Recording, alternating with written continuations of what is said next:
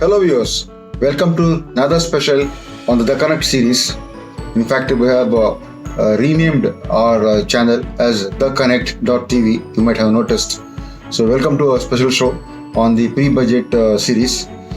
Today we have a specialist from the real estate industry talking about the expectations from Nirmala Sitharaman's budget. Viewers, as you will recall, the government has given a lot of incentives. In fact, they announced a special package for the real estate industry, about which the industry is pretty happy. And I think it has helped the industry recover to a large extent. A lot of unsold stock has been cleared.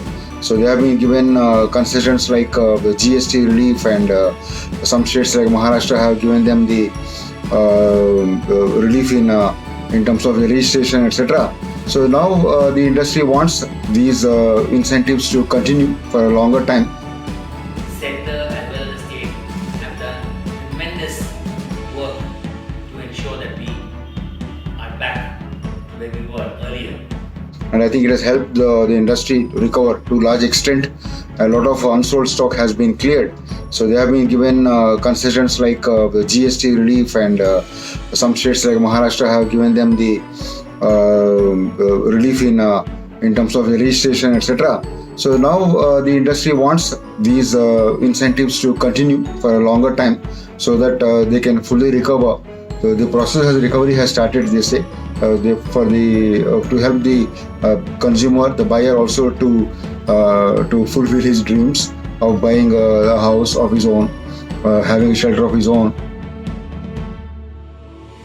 and also to help the economy as such, because the real estate industry, as we have been talking, supports hundreds of other industries like the suppliers, the tiles, the cement, the transport, the labor. It's a highly labor intensive and highly capital intensive as well. So we have a lot of experts today talking about their expectations. So we present them one by one. At the outset, I would like to thank the government for all their support to ensure that the real estate industry gets back on their legs. The center as well as the state have done tremendous work to ensure that we are back to where we were earlier. As far as the budget is concerned, we would like the consumer to benefit the most. How? I'll tell you. Subvention scheme, which was, very, very important for a consumer, that gave the confidence to a consumer that he would get his possession, and only after his possession, after delivery, his EMI would start. That needs to be restarted. Also, the loan to value of home loans is very less. That has to increase to 90 or 95%, and that should subsume the stamp duty as well as the other charges like GST, taxes, etc. We also want the government to consider Section 54E, wherein a purchaser should be at liberty to buy 2, 3 or more houses if he has a capital gains. Section 80IBA, that too, which gets over or got over in 2020 March, needs renewal for at least another 2 to 3 years. The threshold limit of 45 lakhs for affordable housing should be raised, because in Mumbai you cannot get any house which is less than 45 lakhs. Then comes again Section 43CA, which talks about the ready reckoner circle rates.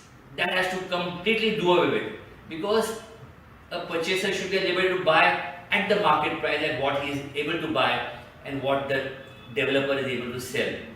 There should be no restriction, though of course we've got a relief of 20% for 6 months, but we would like that this should be done away with. Then comes Section 45, the new Section 5A subsection which has been added for joint developments. An individual or an HUF is entitled to pay, is liable to pay in fact the tax at the end of the project when he gets delivery of the goods. This should be applicable even for corporates or for LLPs.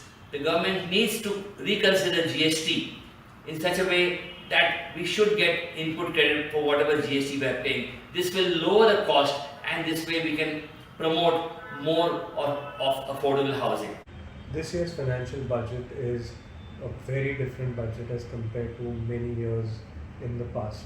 This year's government focus has to ensure that companies are becoming robust, companies are becoming immunity is given to the company after the aftermath of COVID.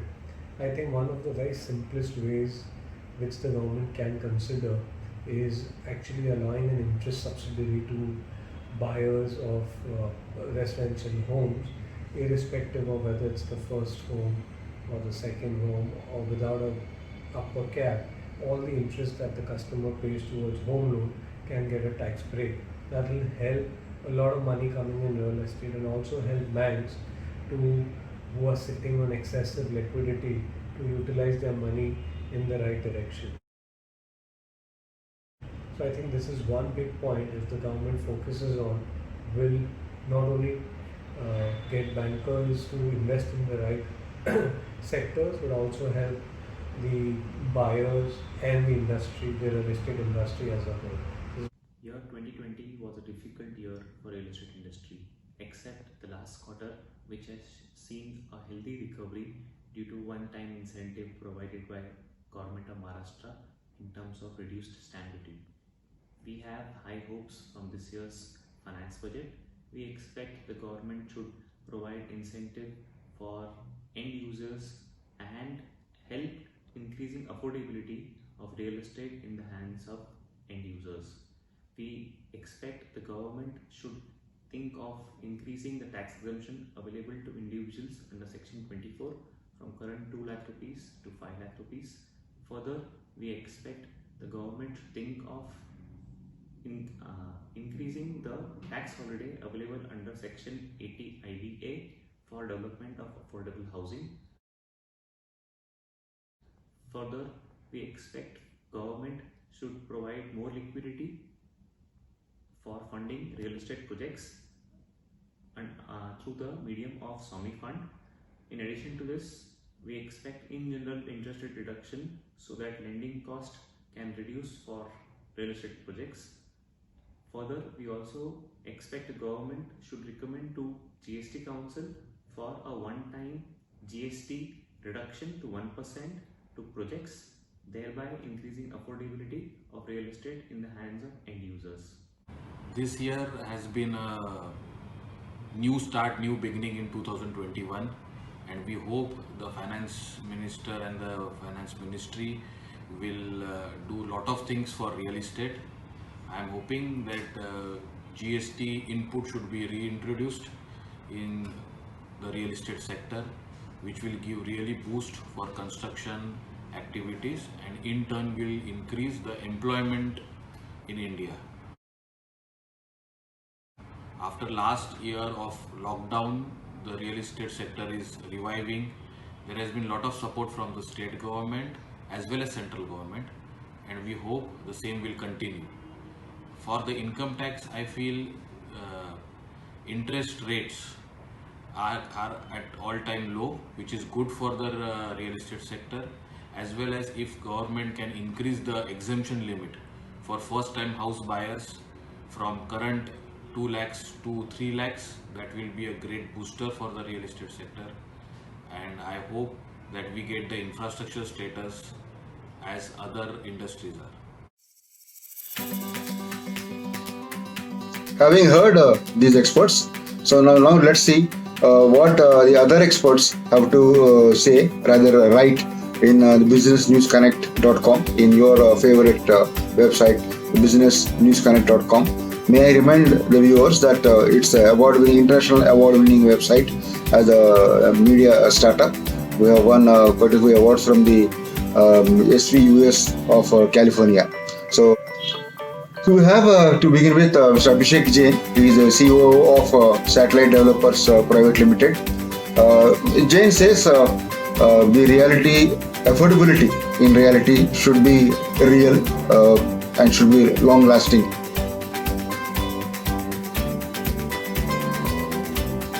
Next, we have Ravi Sinha from Track to Reality. Ravi is a veteran real estate journalist. He has been tracking the industry for a long time.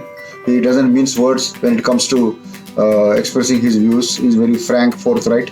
And in this column for us, he says that the union budget must go beyond the rhetoric and should do something about pushing the consumer demand.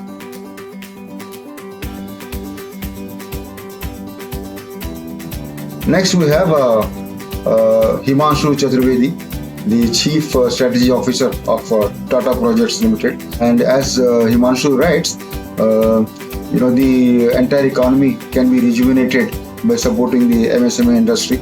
Let's see what he has to say.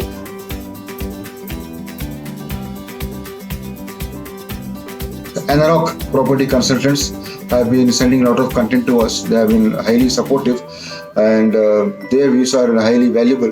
Anish Puri, for instance, keeps sending his expert comments on the industry. On the occasion of the budget and of course celebrating the end of pandemic-driven crisis for the industry, he sent quite a few articles and opinions, which of course were carried. In this column, he says the union budget needs to look at other segments of the housing as well. Everybody has been talking about affordable housing. Anish Puri says the government should go beyond the affordable housing. There is also a segment called luxury housing, second homes, etc.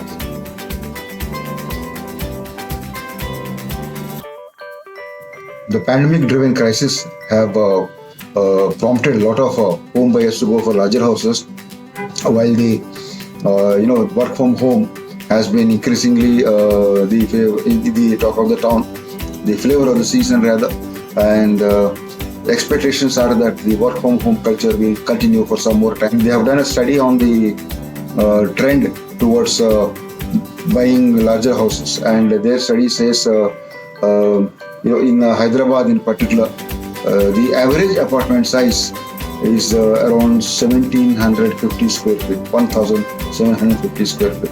So clearly there is a demand for larger houses where people can do, can work from home and continue their household activities.